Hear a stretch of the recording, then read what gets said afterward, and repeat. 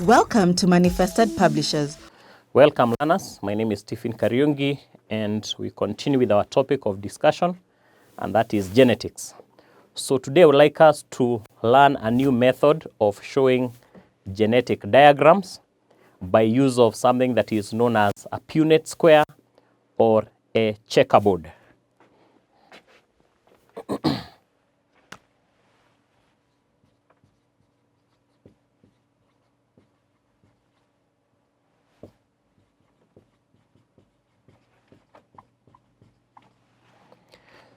So the Punnet Square is one other way of showing the genetic cross diagrams or genetic diagrams besides the genetic crossing that we have learnt earlier. And on this, we'll take an example.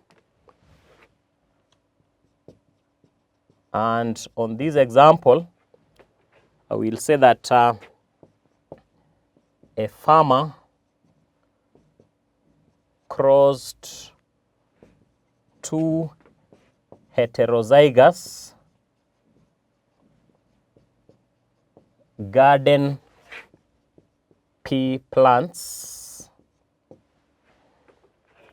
Two heterozygous garden pea plants. Predict the outcome in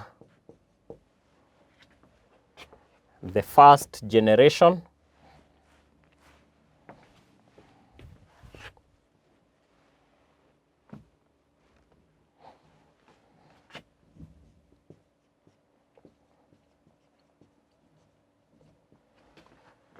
using the Punnet Square. Predict the outcome in the first generation using the Punnet Square and determine both phenotypic ratio and genotypic ratios.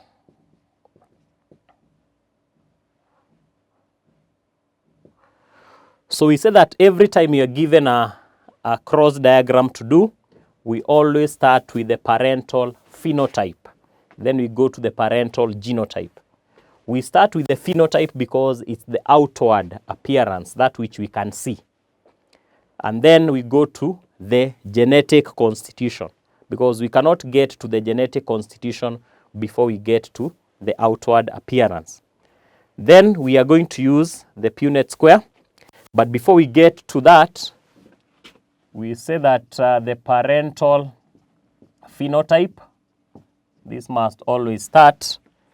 We are told that two heterozygous garden pea plants.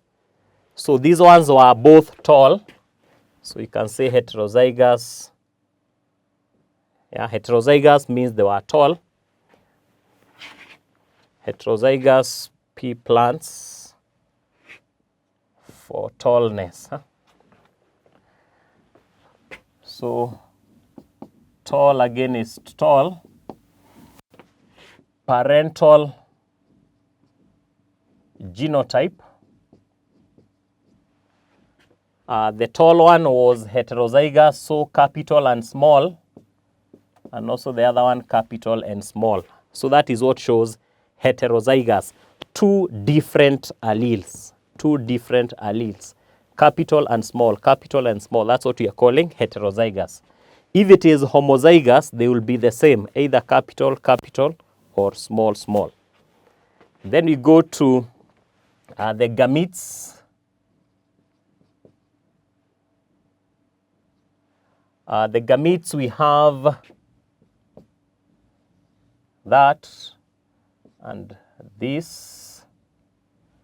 And then on the other side, we have the same. We say that the gametes should always be circled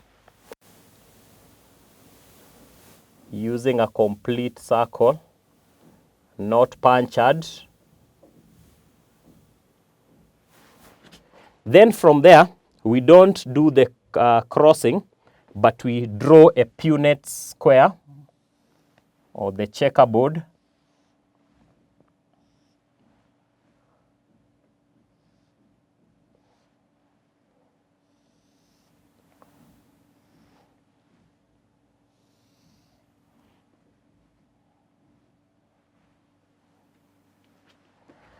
And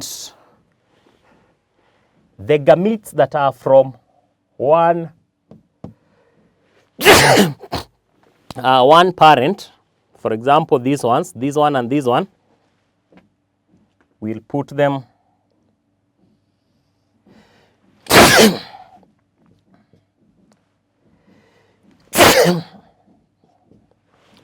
excuse me, in a vertical position, and the others will be in a horizontal position.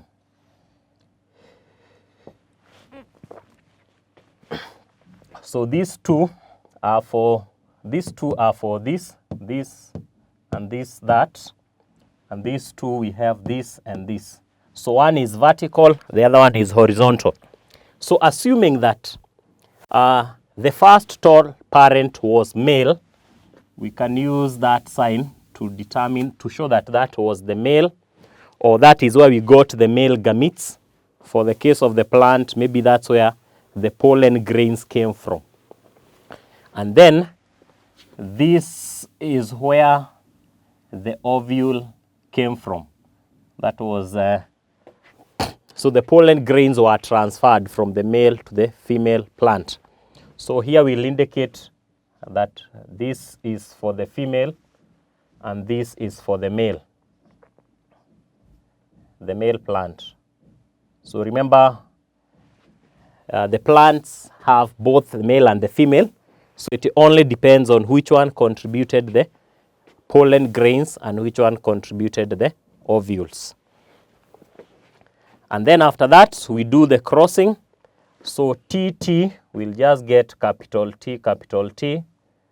Then we have T small t, we have that. Then we have T small t here. And then here we have small t, small t.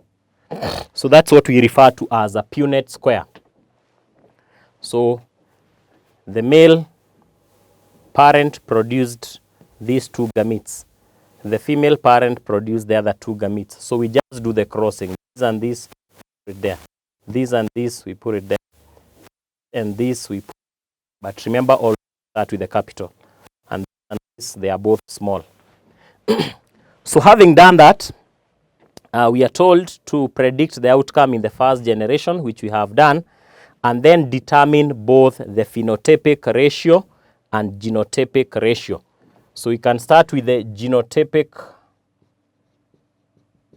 ratio because we have the genotypes. So we have 1 TT, then we have 2 capital T small t, this and this, and then we have 1 small t. So to get the ratio will be 1:2:1. That's the genotypic ratio. Then we have the phenotypic ratio. First of all, we get the phenotype. 1, 2, 3, those are tall. We have 3 tall against 1 dwarf. So the ratio is 3:1. So we have both the genotypic ratio using the genotypes, and then we have the phenotypic ratio using the outward appearance. So from that, we can say that a Punnet square or the checkerboard is another way of representing a genetic diagram or predicting the outcome of a certain genetic cross. Now, in this particular case, you can be told that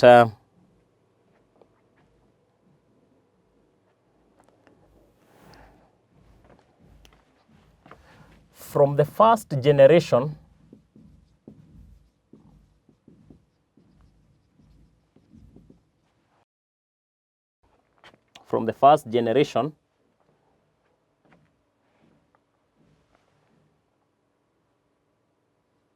one of the dwarf plants was crossed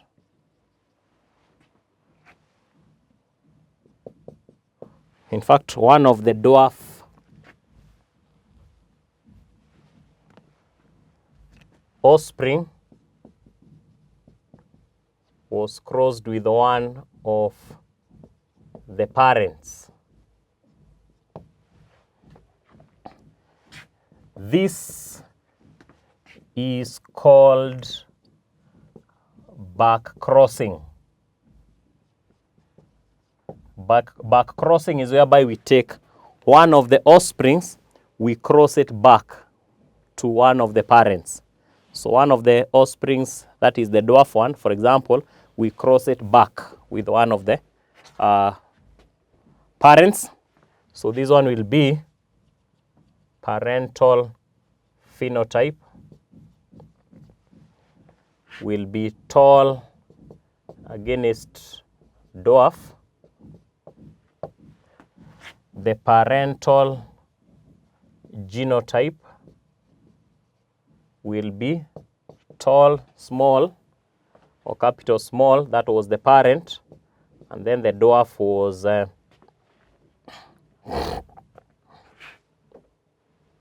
small t. The gametes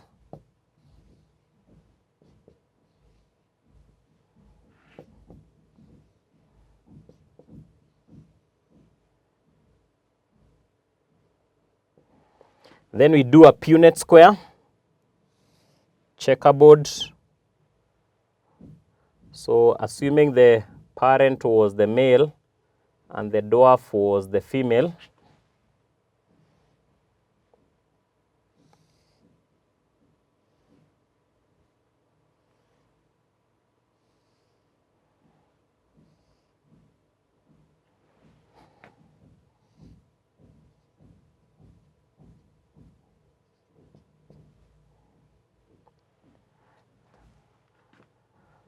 we had t and small t for the male, and for the female we had small t, small t.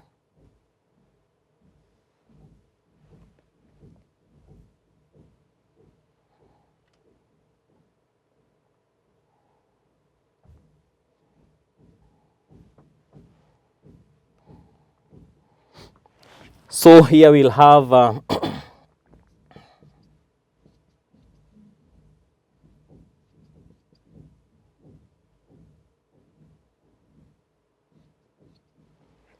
so we'll have a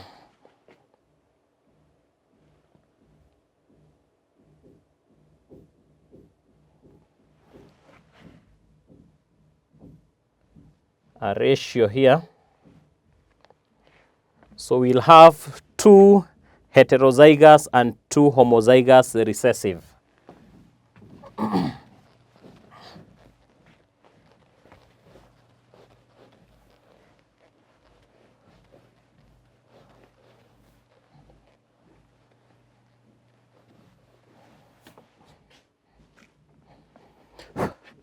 So we'll say that the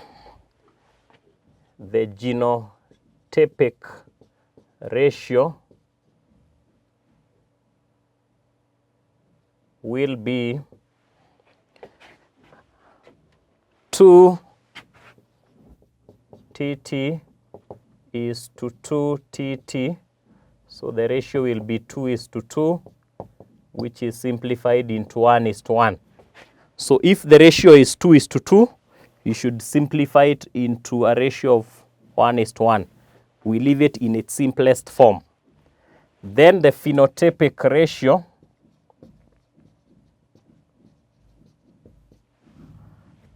And this is now the F2 generation genotype. This was F1 generation genotype.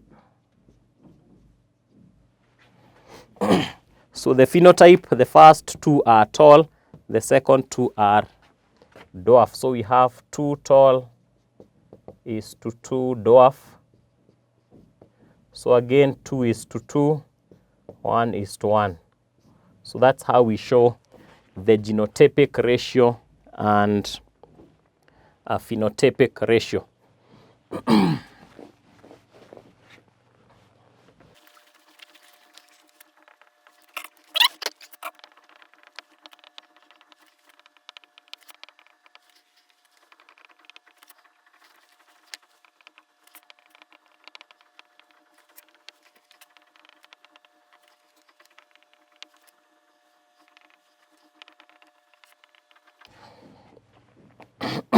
So the first question, what is back crossing?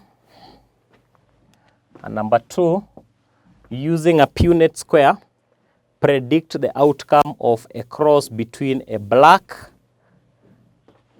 that is dominant, and a brown mouse.